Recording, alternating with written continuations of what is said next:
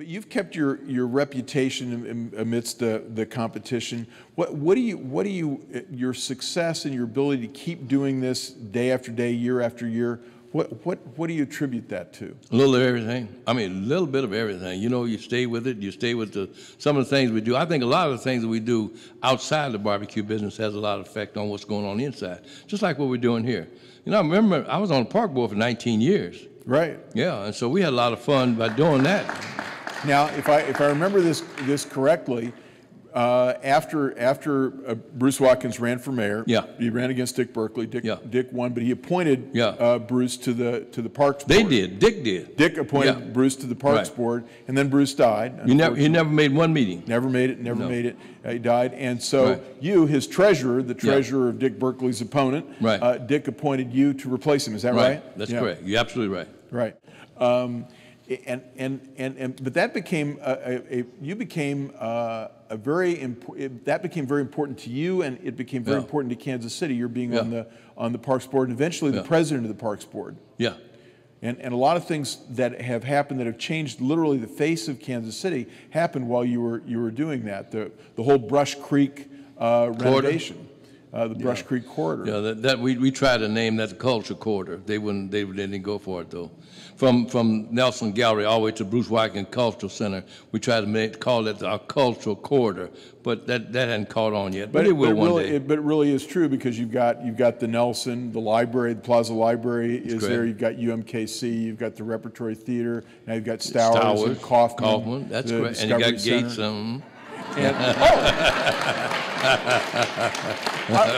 Ollie, I was leading up to that. I was going to get there. I thought I needed a little help, so I thought I'd help you. I was going to get there. Yeah. Yeah, and that's really true. And barbecue is. And by the way, your sister was a big help to me on that board. Right. I want you to let you know that. The board with you. Yes, sir. Yeah, absolutely. And one of the good things about that board, we could get things done with 3 of us. And so, if I wanted something done, I said, "Hey, let's get it done." She said, "Okay, that's it." So it didn't make no difference what the other one said. I think a lot of folks resented that too. That reminds me of one of my favorite stories about you. You have to tell me if this is true, if my memory is correct about this. So you're the president of the Parks Board, and the Nelson Atkins, our great museum, decides that they want to put Klaus Oldenburg's shuttlecocks out in front. Yeah. And of course it's pointed out to the Nelson, to the director of the Nelson at that point, that the Parks Department actually owned the land, and they're going to have to go before the Parks Board. And I remember one Sunday in the Kansas City Star, the director of the Nelson Atkins was quoted as saying, "Well, we're going to have to explain to the Parks Board or to Mr. Gates Art 101." Yeah, that's what he sure did. And then, if I remember correctly, in the next Sunday Kansas City Star, you were quoted as saying, "I'm going to have to explain to Director Wilson Politics 101." That's something like that. Yeah.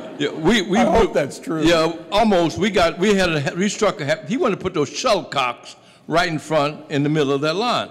And I kept telling him, I said, you know, that's an inside joke. And one of the things that people in those positions, the bourgeois, they want to have an inside, bourgeois. They want to have the inside knack on what's happening. Right. Well, nobody knew what that big old funny looking thing was out front and one out back. Well, they didn't know what it was. They didn't know that the Nelson Gallery was a net for the tennis court. Right. I don't know how many people know that today. That's what it was. Yeah. The gallery itself, the building itself was supposed to be the net.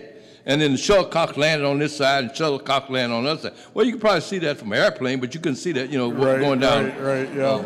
Yeah. So I just thought we ought to let everybody know that. Let them know. And we made them move it a little bit to the right and to the left. So that's a nice vista, man, from the Nelson Gallery all the way through to the MRI. That's a great vista. I don't know, only one next to that is Washington Monument thing. That's the only one I know that's in this second. That's beautiful. And if you haven't seen it, you need to go and look at it and just look up and see how pretty that is. That's one of the nicest sites in Kansas City. Yeah. Oh, absolutely. Absolutely. And it's great what the Parks Department's done on the other end, which you were involved in.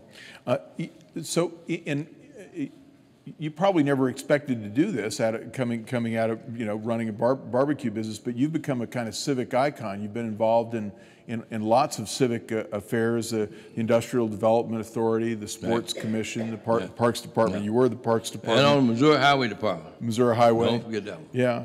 And And so do you look at that as giving back to the community No. for your success? No, I don't.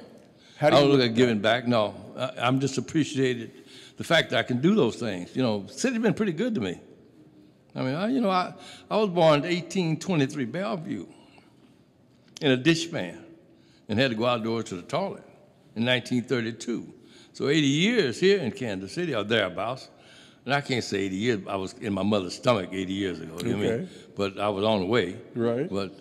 And to see what has developed in that time, that when I rode down Ward Parkway and wished, when my grandmother had to catch a Sunset Hill bus to go and clean up Miss Ann's kitchen, to the day, I feel pretty good. Yeah.